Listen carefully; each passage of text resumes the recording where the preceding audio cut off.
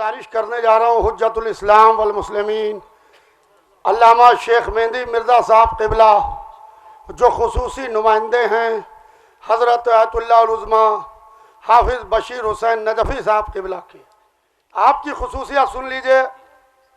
आप जनाब हबीब इब्न मज़ाहिर के ख़ानदान से ताल्लुक़ रखते हैं। देखिए, थोड़ा वक्त तो आपका लग रहा है, मगर ये शख्सियतें लखनऊ में रोज़ रोज़ नहीं आती हैं। लखनऊ में नहीं आती हैं। ये हमारा शहर को शरफ हासिल है कि ये शख्सियतें आ रही हैं। जनाब हबीब इब्न मज़ाहिर के खानवादे से आपका ताल्लुक़ है। आपके जद्दे आला जनाब हबीब इब्न मज़ाहिर थे, जिन्होंने इमाम हुसैन अलैहिस्सलाम के लिए जिस तरीके से बचपन के दोस्त थे और जिहाद किया था। आज नजफ़ अशरफ में जो गुंबद हज़रत अमीर अल मोमिनीन पर जो सोना से लगा हुआ है, इससे पहले जो गुंबद पर पूरा सोना लगा हुआ था, वो पूरा सोना मौला अली के हरम का आप ही के खानवादे ने हदिया किया था। यानी जो पूरा सोना और जो पुराना जो गुंबद था, उसका पूरा सोना आपके खानवादे ने हदिया किया था। और मौला अली के कब्र के ऊपर जो पहला मिट्टी का गुंबद बना था, वो भी आपके खानवादे का बनवाया हुआ है। जनाब मीसम बिन अकील के रोज़े की तामीर भी आपके यहाँ, जनाब मुस्लिम इब्न अकील के रोज़े की तामीर भी आपके ख़ानदान की शिरकत रही है। और जनाब मीसम तम्मार की कब्र और गुंबद की मुकम्मल तामीर आप ही के ख़ानदान ने करवाई है। जनाब मीसम तम्मार के और ज़माना कदीम में जो ज़ायरीन नजफ़ अशरफ से पैदल करबला जाते थे, इनकी खिदमत और आराम के लिए नजफ़ से तकरीबन 17 किलोमीटर दूर जो पहली आरामगाह बनी, वो इन्हीं के बुजुर्गों ने तामीर कराई थी। जो पहली नजफ़ से करबला के बीच में, वो आप ही के बुजुर्गों की बनवाई हुई है। ये हस्ती आपके शहर में आपके हवाले है। इनका तर्जुमा सैयद ज़ामिन हुसैन जाफरी साहब जो नजफ़ अशरफ से आए हैं वो करेंगे। बिस्मिल्लाहिर्रहमानिर्रहीम। अल्हम्दुलिल्लाहि अला हिदायतिही लिदीनिह वलहु शुक्र अला मा दआ इलैहि मिन सबीलिह मुस्तस्लिमीन लिमा अनअम व अबला व मुल्तज़िमीन बिइंतिज़ार निअमतिही व मज़ीद अत्फ़िह फ़िल आखिरति वल ऊला वस्सलातु वस्सलाम अला मन तहम्मल अल अनाअ व वफ़्फ़क़ लिइरसाइ क़वाइद दीनिह व अला आलिहि मसाबीहिल दुजा वल्लअनतु अला शानिइहिम इला यौमिद्दीन। क़ाल अल्लाहु सुब्हानहु इन्नल्लज़ीना क़ालू रब्बुनल्लाह थुम्मा इस्तक़ामू ततनज़्ज़ल अलैहिमुल मलाइकतु अल्ला तख़ाफ़ू वला तहज़नू व अबशिरू बिल जन्नति अल्लती कुन्तुम तुअदून। सदक़ल्लाहुल अलियुल अज़ीम। तमुर्रु अलैना अज़्ज़िक्रा अर्राबिअतु लिवफ़ातिल अल्लामा الجليل الخطيب الأكبر المرزا محمد أطهر قدس الله روحه الطاهرة، الذي كان قد عرف بالخطيب الأكبر والأشهر الموفق لخدمة المنبر الحسيني ومداومة خدمة سيد الشهداء سلام الله عليه. ولم تنحصر فعاليته في منطقة دون منطقة، بل انتشرت في العالم، وتلك نعمة قل من يحظاها. فسلام الله عليه يوم ولد ويوم توفاه الله ويوم يبعث حيا محميا بشفاعة أهل البيت عليهم السلام، متوجا بتاج خادم الإمام الحسين عليه السلام۔ بسم اللہ الرحمن الرحیم۔ خطبے کے بعد قرآن کی ایک آیت کی تلاوت فرمائی، جس کا ترجمہ آپ کی خدمت میں پیش کرتا ہوں۔ ارشاد خدا بندی ہے، بے شک جن لوگوں نے یہ کہا کہ صرف اللہ ہمارا رب ہے اور اسی پر ثابت قدم رہے اور جمے رہے، ان پر فرشتے حامل بشارت بن کر نازل ہوتے ہیں اور فرماتے ہیں موت اور اس کے بعد پیش آنے والے حالات سے نہ ڈریں، اور دنیا اس کی نعمتوں کے ہاتھ سے چلے جانے پر غمزدہ نہ ہوں، اور مزید فرماتے ہیں تمہیں اس جنت کی خوشخبری دیتے ہیں کہ جس کا تمہیں وعدہ دیا جاتا تھا۔ علامہ مرزا محمد اطہر صاحب کہ جنہیں خطیب اکبر و اشر کے عنوان سے یاد کیا جاتا ہے، ان کی 4تھی برسی کے ایام ہیں۔ انہیں منبر حسینی اور سید الشہداء علیہ السلام کی استمراری خدمت کی توفیق حاصل ہوئی۔ ان کی خدمتیں کسی خاص جگہ سے مخصوص نہیں تھیں بلکہ پوری دنیا میں پھیلی ہوئی تھی، اور یہ نعمت وہ ہے کہ جو بہت کم لوگوں کو نصیب ہوتی ہے۔ ہمارا سلام ہو ان پر جس دن وہ دنیا میں آئے اور جس دن اللہ کے حکم سے ان کی وفات ہوئی، اور ان پر اس دن بھی سلام کہ جب وہ شفاعت اہل بیت علیہم السلام کی حمایت میں اور خادم امام حسین علیہ السلام کے تاج سے مشرف ہو کر دوبارہ اٹھائے جائیں گے۔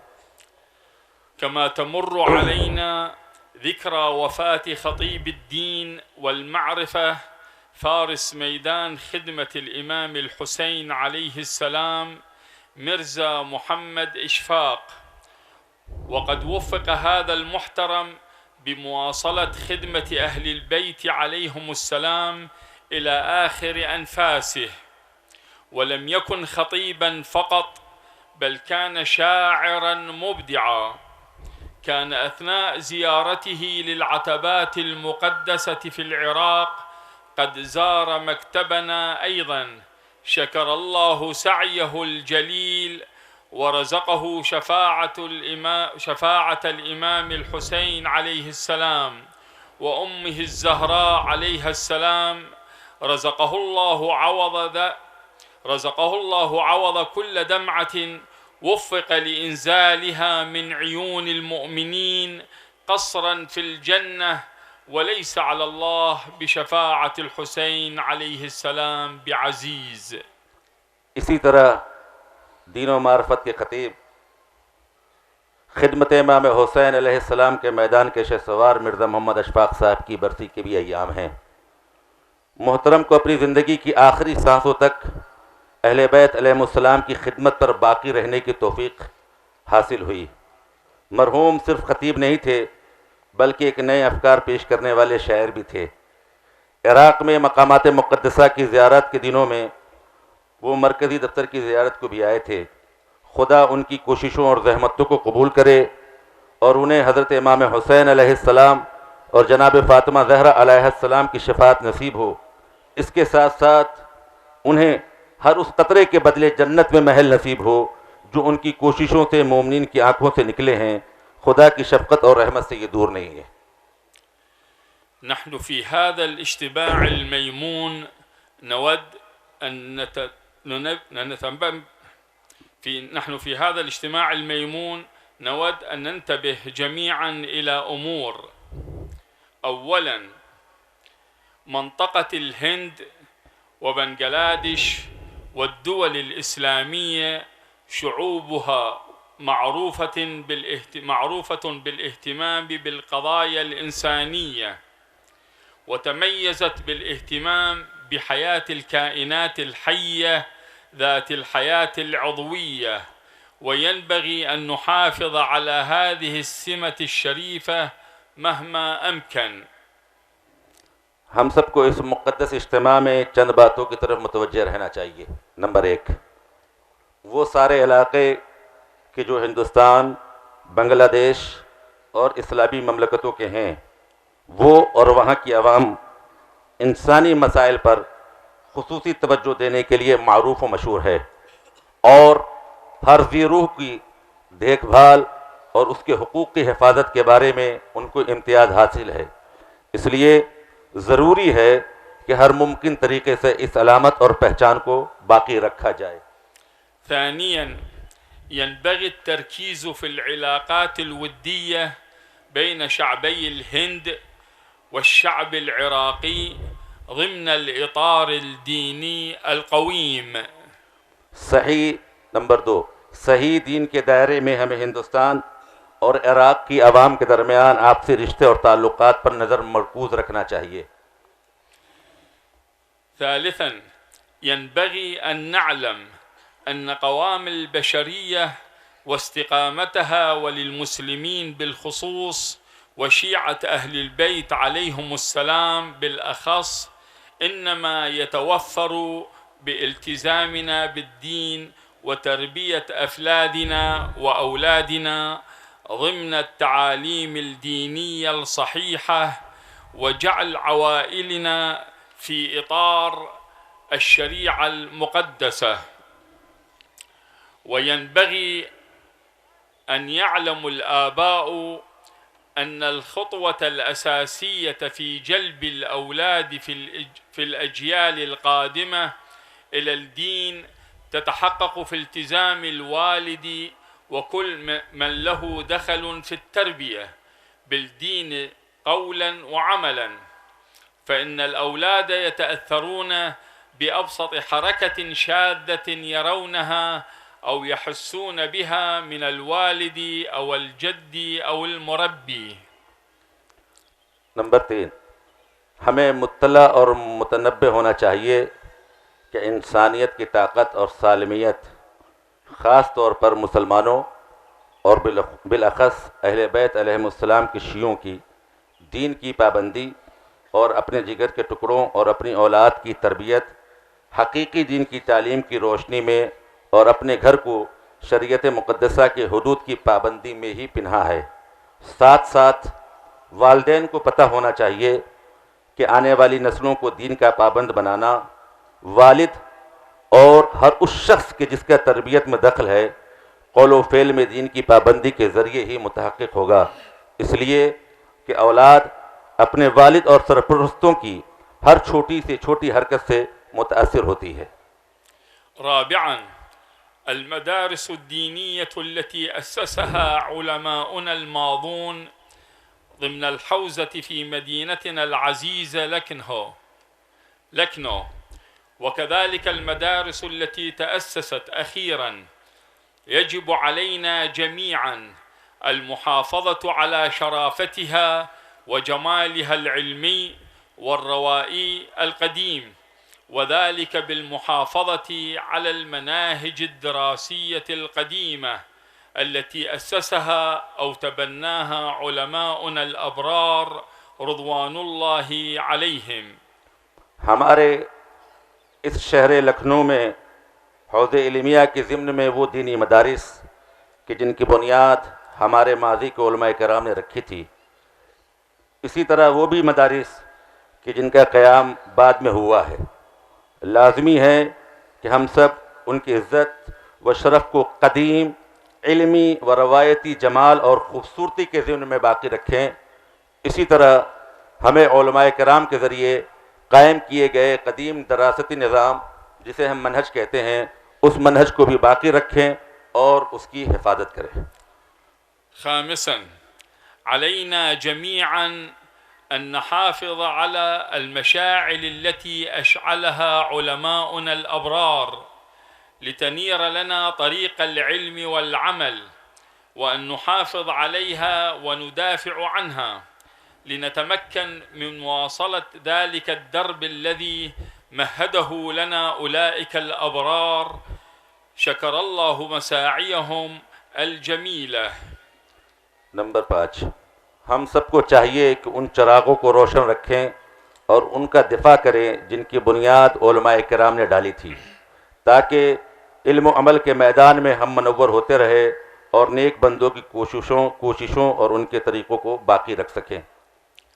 سادسا يجب أن نعلم جميعا أن العزة والكرامة إنما تتوفر في العلم والعمل، ويمكن تقسيم العلم بلحاظ الحاجة إلى صنفين، أحدهما ما يستعان به لإصلاح الجسم وتوفير ضرورياته كافة، والمدارس الرسمية من المبدأ وإلى الجامعات نشطة خصوصا في الهند، وتسعى جاهدة في التنمية والتوسعة والاستمرار لطريق النور وإبعاد الظلمة عن المجتمع.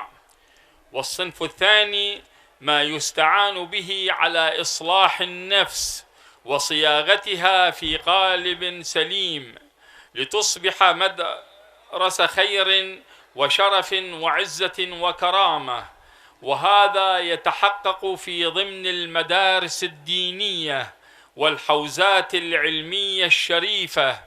فعلى رواد هذه المدارس على اختلاف مراتبهم الجدة والتفاني في التنمية والإشاعة والتوسيع والمحافظة لنتمكن من مواكبة الزمن المتطور في مختلف جوانب الحياة بإنارة الطريق للأجيال القادمة.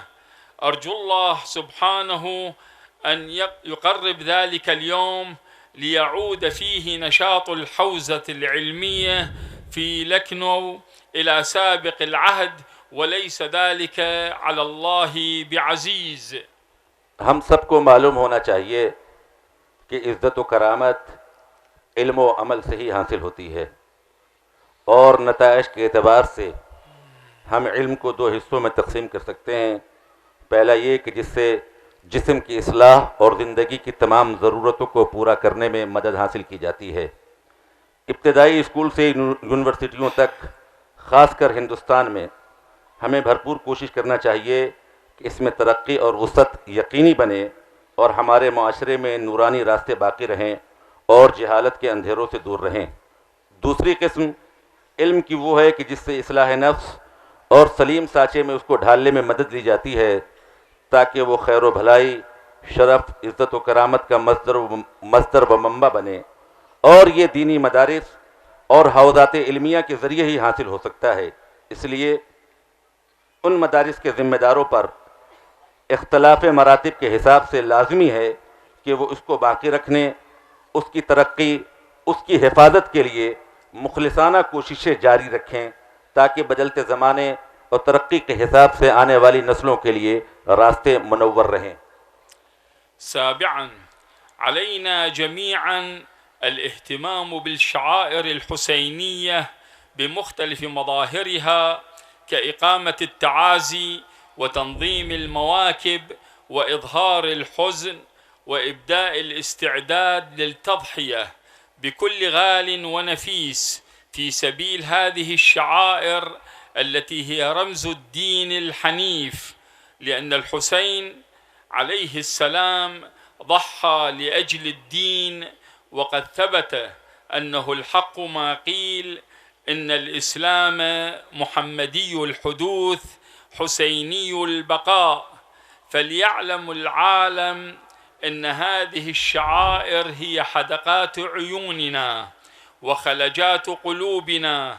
لن تقف هذه الشعائر إلى أن نسلمها لحفيد الحسين المنتظر عجل الله تعالى فرجه، متوجين بتاج فدائي الحسين عليه السلام، ونستحق شفاعته وشفاعة جده وأمه إن شاء الله تعالى. والسلام. بشیر حسین النجفی، النجف الاشرف، العراق. آخری چیز آپ کی خدمت میں عرض کرنا ہے، ہم سب پر لازمی ہے کہ شاعر حضرت امام حسین علیہ السلام پر خصوصی توجہ دیں. ان کے مختلف طور و طریقوں اور انداز کے ساتھ کہ جس میں مجلس و ماتم کا اہتمام و انعقاد، جلوس عزا کا اہتمام، غم و اندوہ کا اظہار، اور ان شاعر حسینیہ کے لیے اپنی ہر قیمتی اور نایاب چیزیں قربانی کے لیے تیار رکھنا شامل ہے. اس لیے کہ حسینی شاعر دین اسلام کی ریڑھ کی ہڈی ہے. حضرت امام حسین علیہ السلام نے دین کی خاطر اپنی قربانی پیش کی تھی، اور یہ بات چاہے جس نے بھی کہی ہو ثابت ہو چکی ہے کہ اسلام کی ابتدا محمدی ہے اور اس کی بقا و سلامتی حسینی ہے. پوری دنیا پر واضح رہنا چاہیے، پوری دنیا پر واضح رہنا چاہیے کہ یہ شاعر حسینی ہماری آنکھوں کا نور اور ہمارے دلوں کی دھڑکن ہیں. جب تک حضرت امام حسین علیہ السلام کے وارث حضرت امام زمانہ کے سپرد کے سپرد ان شاعر حسینی کو نہیں کر دیتے اس وقت تک یہ رکنے والی نہیں ہے۔ حضرت امام حسین علیہ السلام کے فدائیوں کے تاج سے مشرف کیے جائیں گے اور بالنتیجہ حضرت امام حسین علیہ السلام اور ان کے نانا رسول اللہ اور جناب فاطمہ زہرا علیہ السلام کی شفاعت کے مستحق قرار پائیں گے۔ آخر میں جو مہمان نے یہ باتیں کی ہے اس کو شہید ثالث نے کے جو اشعار کہے تھے اس کو پیش کر کے ایک بات آپ کی خدمت میں عرض کرنا چاہ رہا ہوں کہ شاہ است حسین، بادشاہ است حسین، دی است حسین، دین است حسین، دی پناہ است حسین، سرداد نداد دست در دست یزید، حقہ کے بنا لا الہ است حسین۔ خدا سے اس کی امید اور آرزو ہے کہ حوض علمیہ لکھنؤ اپنے پرانے نشاط اور دور کی طرف پلٹے اور وہ دن جلدی آئے، اور ظاہر ہے خدا کو بھی یہ پیارا ہے۔ والسلام علیکم ورحمۃ اللہ وبرکاتہ۔ السلام علیکم ورحمۃ اللہ وبرکاتہ۔